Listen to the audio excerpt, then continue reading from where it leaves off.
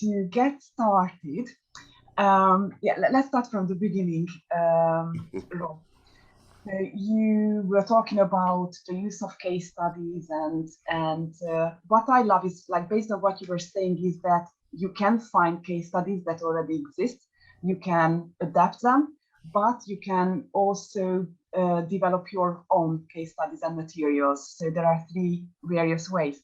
Yeah. And so for those teachers who have never ever come across any case studies, what are they? What do they look like? How long are they? Where can we find them? Can you please explain? Sure. It's if you look in some of the course books today, the ones that are specifically designed for business English, they always have case studies in them.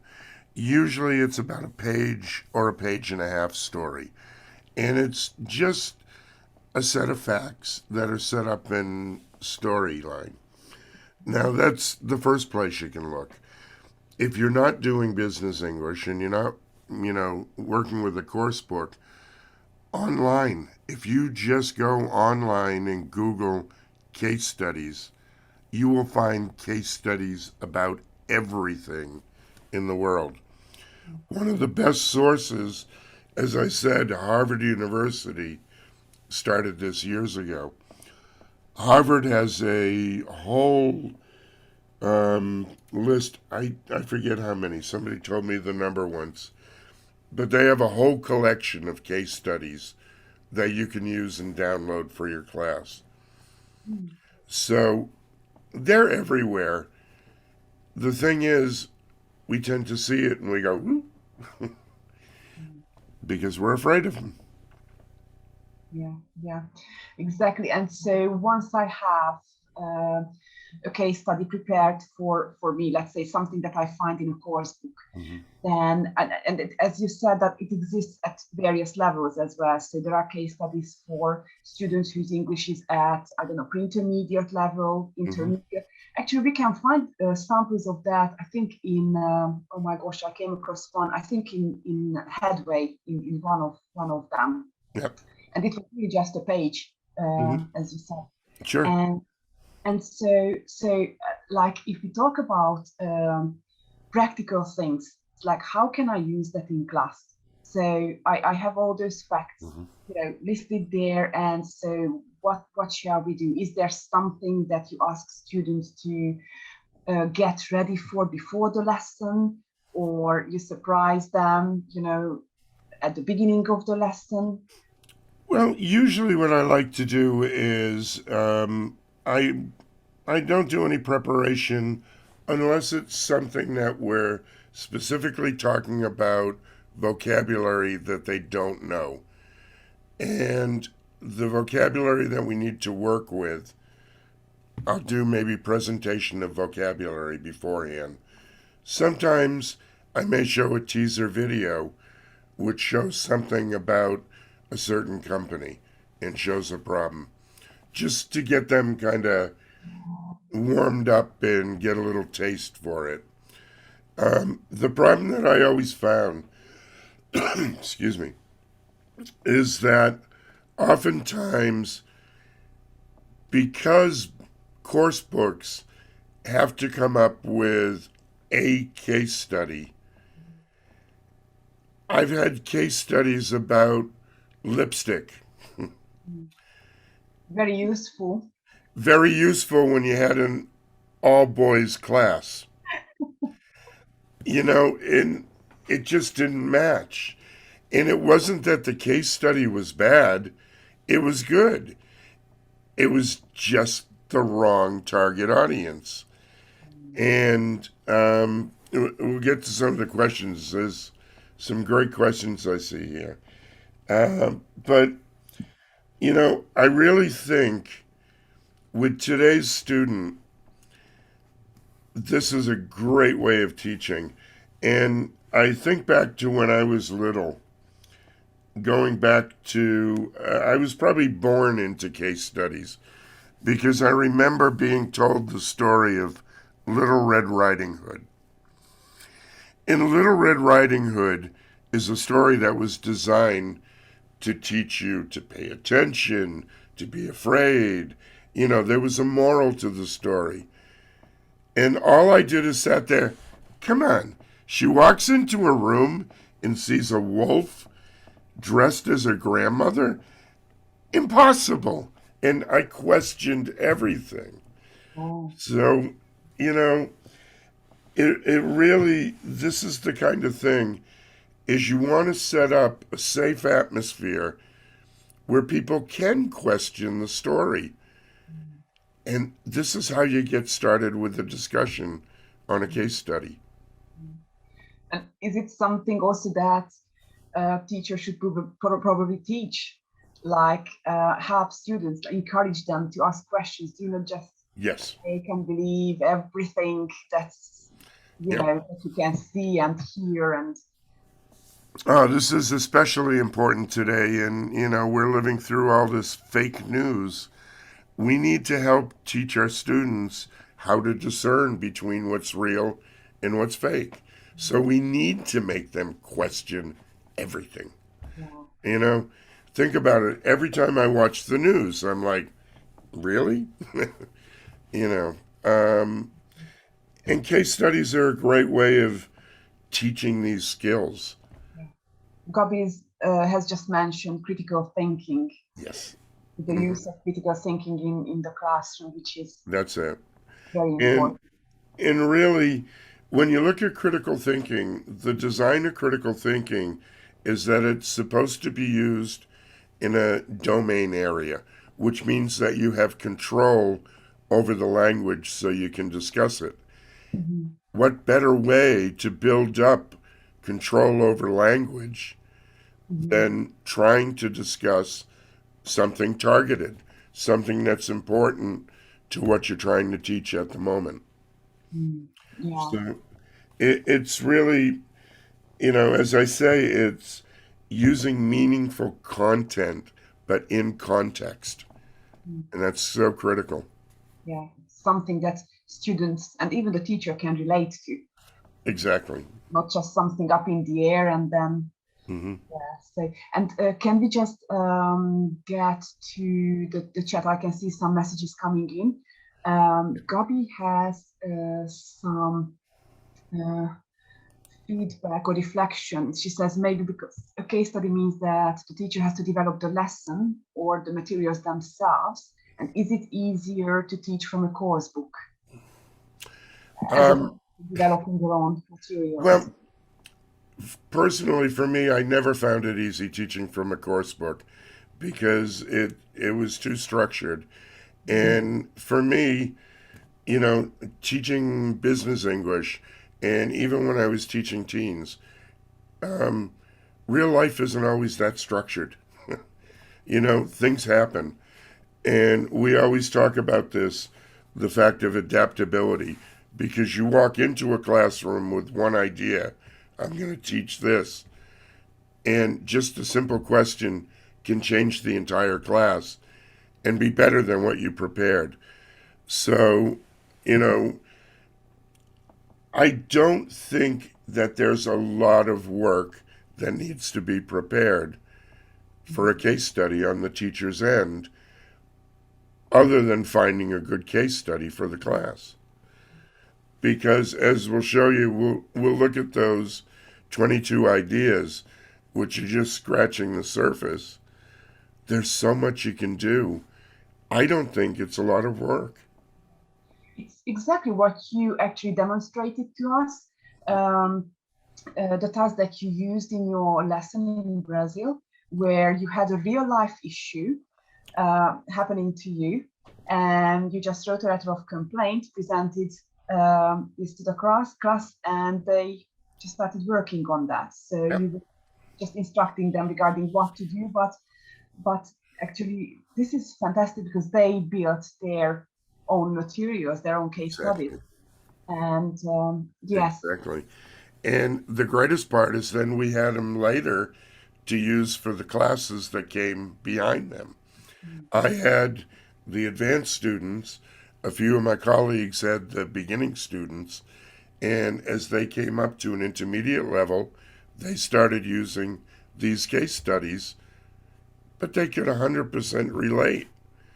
And Exactly. people would say, oh, I remember when we changed that. Mhm. So being relatable, my God, that's so valuable. Yeah. On the other hand, what comes to my mind is that, let's say, if we have a teacher with less experience, Hmm. now when they hear you talk about, like you do not need to script the whole lesson, don't outline the whole lesson. Hmm. So just let some room for real life. Hmm. But this can be a little bit intimidating for them. Yeah. So and Gabi has a question related to this. She's asking, do you think a novice business English teacher is ready to teach with case studies? Or do you think it is something that requires a bit of experience to do well? Honestly, I feel that a good business English teacher who has maybe a business background will be much better prepared for it because they probably learned themselves using case studies. I think one of the problems with brand new teachers, they should have gotten some teaching skills when they were studying how to teach and how to work with a case study. I really don't know of any non business English certification that works with case studies. So this is why they're not prepared. And when they hear case studies, they think, ooh. And, really, case studies have gotten a bad rap. And I think it's only because we haven't, not necessarily we, but we haven't done our job teaching new teachers how to work with them. Because I think what they would find if they worked with them during their learning period, they'd feel comfortable. Mm, And mm, there's not much preparation. yeah, exactly. And so to teach business English, like, is it only for those who have business English background, or what if I decide one day that, oh, you Mm-hmm. know what, I'm really interested in this, so but what can I do? Well, this is the question: is everybody always asks, can anybody be a business English teacher? And the answer is it depends, because it depends who you're teaching, in what context you're teaching. Most of the time, when you go into companies, you're not teaching them business, Mhm. and that's what people think that they're supposed to do. Because in order for them to get that job, they've learned business already. They just don't know how to use English to discuss it. So we're actually an English teacher in a business environment. Mhm. And I think people forget that sometimes. And you'll also see that business English is changing. They're teaching things like leadership and other things. This is a different aspect of business English. I'm talking about we're there to teach them the language. We're there to teach them how to use the language, how to work with the language, with what they already know, and to be confident that they're confident speakers. Mhm. Yeah, so they are good in their own areas, and you just provide them with the language. Exactly. So you do not need to know too Yeah. much about their niche. Actually, you are actually learning together with them if you are open. Well, that's it. And I've learned so many different jobs. I've been teaching lawyers, I've been teaching doctors. I actually understand all this stuff now. I should probably go back to school and become a lawyer. I'll make more money. But the thing is, when I'm teaching a lawyer, I'm not making him a better lawyer. I'm making him a better communicator in English. And we need to remember that, which is why if we focus on the language of business and help them to develop their language and their voice, That's a good business English teacher. I think this is so good, but you've just said that we are helping them to become a better communicator, not necessarily a better doctor or lawyer. How can we do that? Yeah. So Yeah. makes it sound less terrifying, I think, for those Yeah. who really consider career change. And let me just go back to the chat because we have questions coming in. Gabi, Gabi has another one asking you, when did you actually discover case studies as a teaching material? Oh, I love this. Actually, I kind of worked around this because I was thinking about this when I was setting this up and, writing everything. And I always found in teaching, because I came from a sales background, I used to use metaphors all the time. And I'll give a perfect example. It's when I was selling things, I sold stereo when I was in college, and trying to explain to people the difference between the size of the amplifier. Now, people couldn't understand that. They just saw a number and they go, what does that mean? And I used to say, think about the engine in your car. Think about having a cart with a horse pulling it. Put two horses, double the power, faster speed. And I always worked with metaphors. And I found when I studied business in college, I, of course, worked with case studies. And quite honestly, I had a very boring teacher and I hated him. When I first went into companies and found that I had to teach with case studies, I said, I'll never be that boring guy, so I will not do anything he did. And this is why I came up with so many different ways to work with them. And if you just change your focus and stop thinking these are so serious, which they are, and just work it as a story, you demystify the whole process for you and the student. Okay, and there's another question coming in asking you whether you work the same way with short scenario-based cases and or more complex detailed case studies. It depends.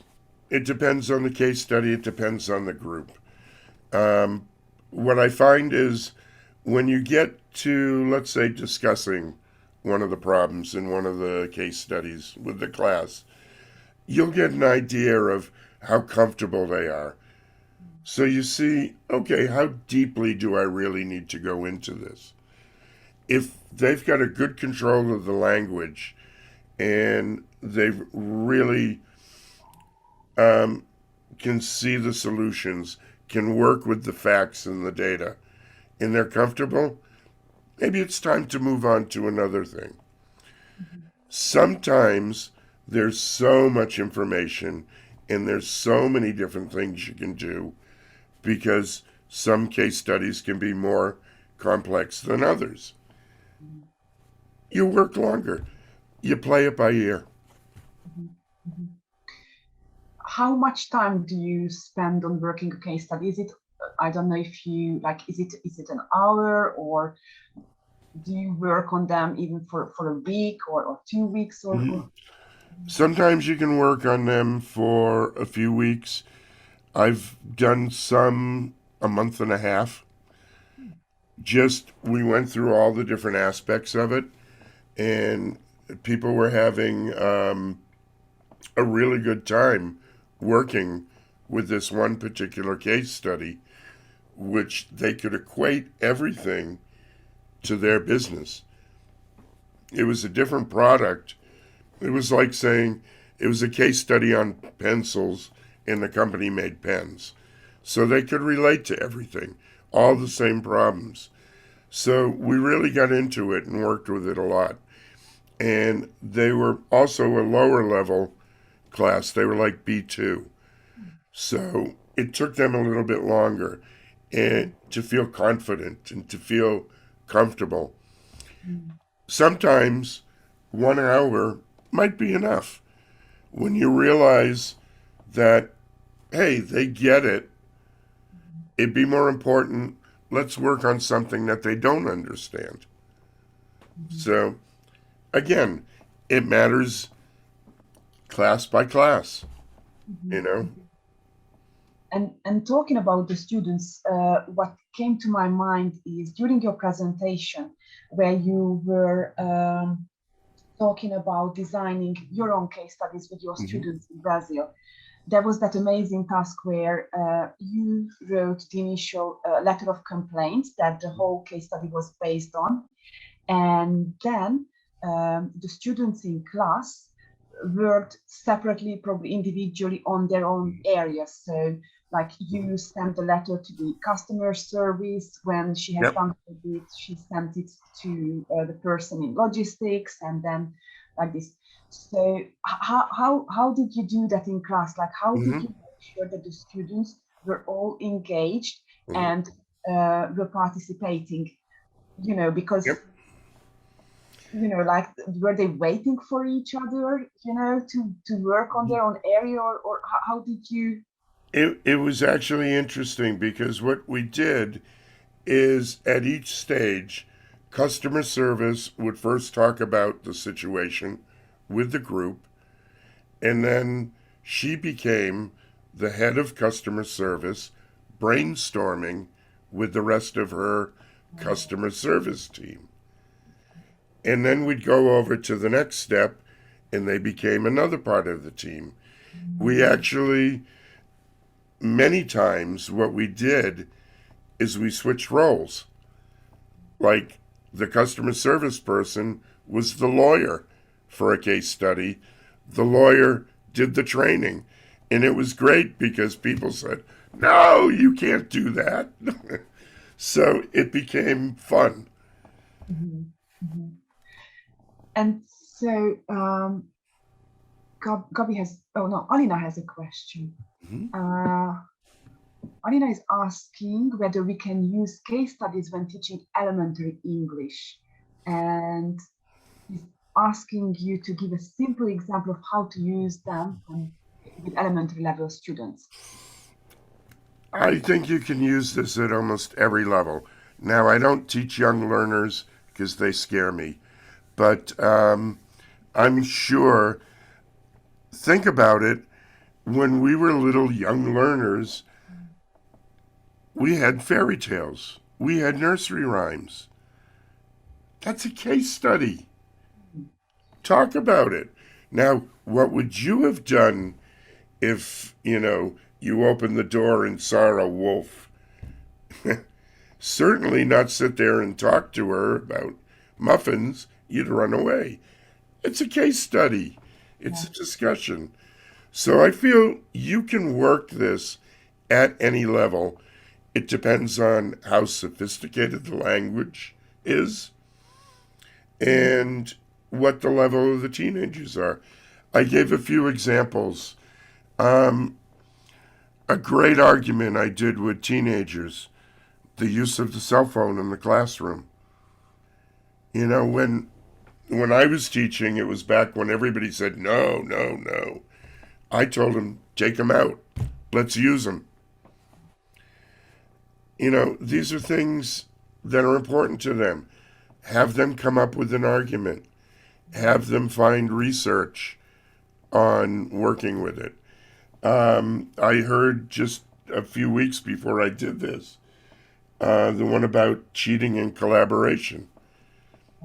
Yeah. This is a big thing. We tell kids, don't cheat. Don't look at each other's papers.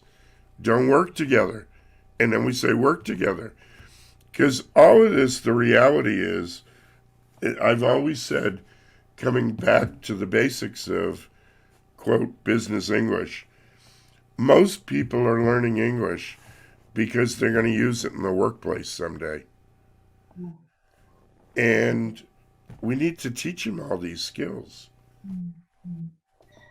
I think Um, this is also the way, like what you have been talking about, is a way how a general English teacher can help those students who are in a general English class but aiming to study business later on. Mm-hmm. Just using simple stories. There are always facts, characters. I actually loved how you compared case studies to stories to make case studies sound less frightening. Mm-hmm. And so you were talking about the similarities of case studies and stories. Mm-hmm. And what about the differences? How are they Well, different? the differences can be some of the case studies, when you get at a very high level, tend to be a little boring. They use it's like anything. It's if you take something that was written for a general audience or something written for an academic, Mhm. they tend to write very technically and academically. So this is good only specifically with people who work in that field, Mhm. because other people would, probably get confused and bored with it. Um, but I think that, you know, any type any type of story can be adapted. Take parts of stories, even if you have to break it down, and you just take a paragraph.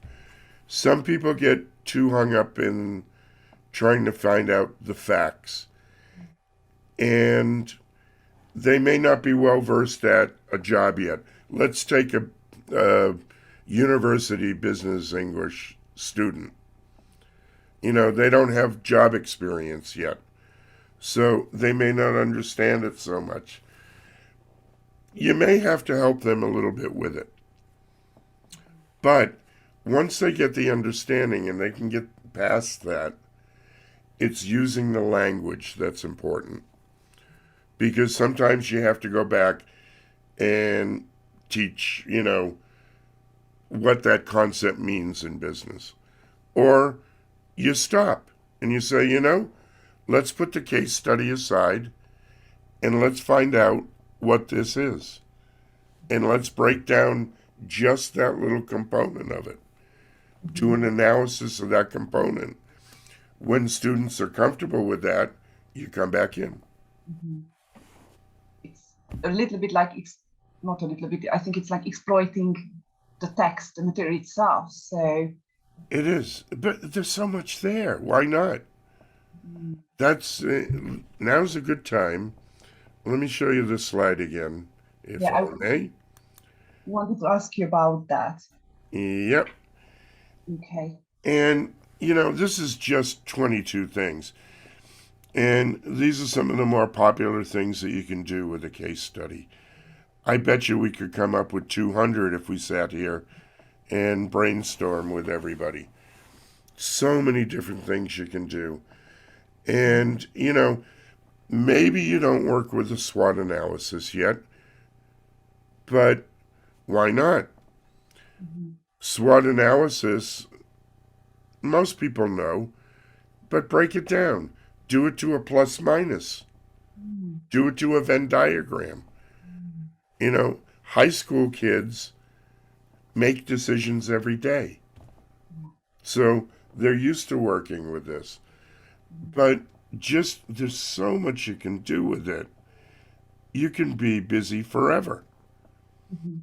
Mhm. One of my favorite is, after going through and finding the facts, talk about critical thinking. I love filling the gaps. What is not here in this story to allow you to make a decision? Mm. Now they're thinking. Now they're being creative. And Mhm. it's amazing some of the things they'll come up with. And when they get older and they're working in a company and they're brainstorming in a meeting, this is what companies need. Mhm. You basically teach them to read behind the lines, like, and also to be able to formulate their ideas as well, and Exactly. their opinions as well, which is crucial. And what I love about this is the like that people, like your students, work in collaboration with each other. Yeah. So I loved the example that you shared with us regarding your class in Brazil, Hmm. and how you incorporated every single student Yeah. in every part of the lesson. So even if it was not their area of expertise, Hmm. still they were involved. And Exactly. And, they need to know the language still. They may not work with it, but they need to understand it. yeah, even in real life, there is communication between Yeah. various areas of, of a company. Well, that's it. Even if you think about teaching, the terminology that we use in teaching, you need a glossary when you get into teaching because we have so many different words, we have so many different acronyms. Um, you know, how do you teach that? Nobody sits you down. You have to do reading. You have to discover things. And how many students, let's say from junior high school, middle school on up, actually take the time to sit down and read a book to learn vocabulary? Not many. No, not really. Yeah. And yeah, these lessons actually remind me a little bit of dogma as well, Mm-hmm. where you rely a lot on students' knowledge already, and you build on that. So it's Mm-hmm. not necessarily a ready-made lesson plan. Yeah. You have some ideas, but you build a lesson based on what the students have, and you work with emergent language Mm-hmm. and that one as well. And actually, just going back to that list, we started with um, read the case. Mm-hmm. You do that in class with the students, or do you give it to them as their homework? Usually, if it's an advanced class, it's their homework. I'll email them beforehand so everybody reads the case on their own. I don't want to waste time in class. Sometimes, it's good, as I've talked about before. We've made reading out loud a bad thing. Sometimes, if we're working on pronunciation, if we're working on the flow, if we're working on how phrases go together, we might read part of it in class. Mhm. But usually, where I work mostly with advanced students, I just send it to them as Mhm. homework. Mhm. Gobi says the same. Like she um, uses stories as well, but they are set as Yep. home. Oh, I never have them read silently in class. I want them to voice it because it gives a good opportunity for people to hear everything. So silent reading in the classroom, and may as well tell them to take a nap. Mhm. Unless it's an exam preparation class where they have to Yeah, learn to that's true. read That's true. silently. Exactly. Exactly. And so we talked about pre-activities. Hmm. And what about while activities? What activities? What would you do next? So you set you ask students to read a case study at home as their homework, and then they come to class. So what do you do next? Depending again on the class, sometimes what I'll do is we will take a specific scenario that we just dealt with in a case study, and then we'll try to adapt it to something different. So, for example, if the KPIs that I showed you, Yeah. the KPIs, that was based on reality. This really happened with me. And most people that are in any type of sales or performance based job can relate with this. Mhm. Now, for instance, if if you were to come back and write the story, the same KPI story, they'd be complaining with somebody who works in a travel agency. Why are your numbers bad? Nobody's traveling for 2 years. There's restrictions. So we can always relate to something different. One thing that I don't put here, which I do this with real advanced learners, is after doing a case study, I usually give them a couple weeks for this because it's difficult. Go out and find an actual case that happened that can relate with this case study in business. I showed you a short story about the fairy tale. I have a longer version of this. And basically, the story is built around a hostile takeover of one educational publisher taking over another. And we talk about it in more business terms, but I gave you the short story. So, finding things in real life to bring in and build a case study, or find one that's actually fits the case study you just worked with. Yeah, this is great. What is, oh yes, Gabriel just mentioned student generated material. Yeah, this is, Yeah. they bring material. Well, think about it. If we had a discussion here today about teaching, and we talked about the problems with teaching, today, it's going to be probably 100% relatable to the next set of teachers 6 months down the road. So it's easy to generate a case study that can be used in the future. That actually makes my job as a teacher easier. I've prepared my materials. Yeah.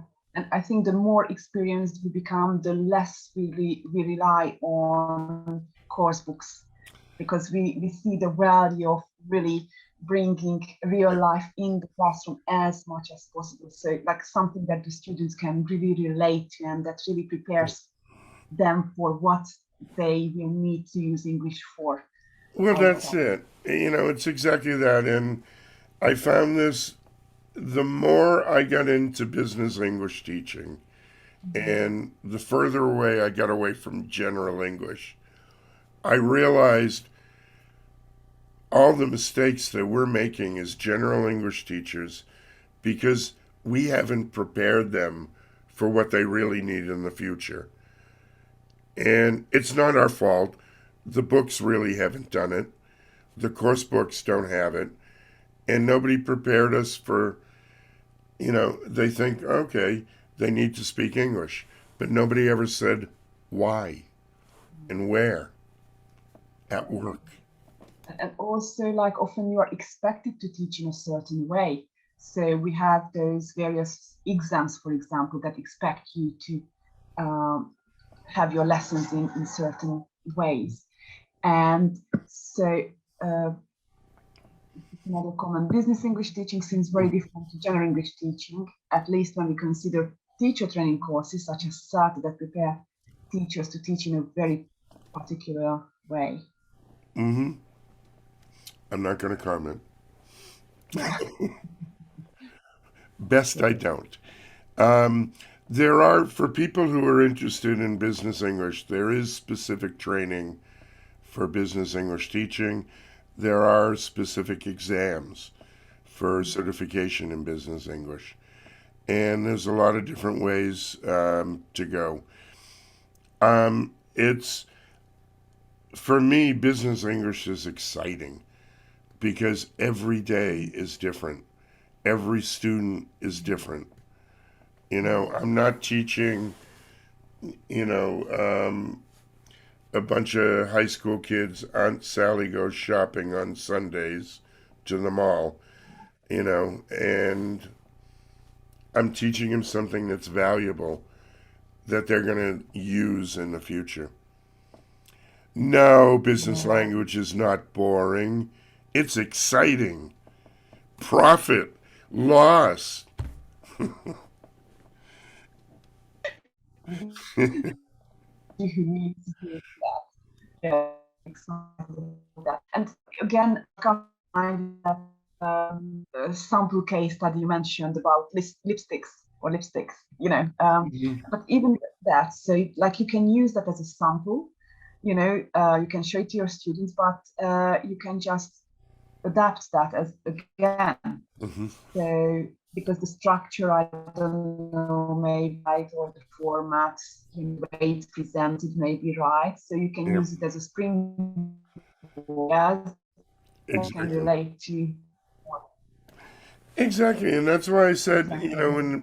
in the beginning, adapt the case studies, adapt the stories. Make it fit um, the contemporary, make it fit the reality to those people. I I remember just popped into my mind. Any of us who studied Shakespeare, King Lear. I remember probably a few years after university going to a repertory theater where they did a modernized version of King Lear. And the guy's Mm. wearing a leather jacket with a motorcycle and everything. It's adapting the story to make it fit, but it's the same story. And it just made it so much more interesting. And so have another comment quickly.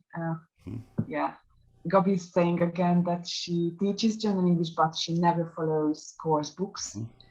Um, yes, and so the only way for her to generate context is through a story.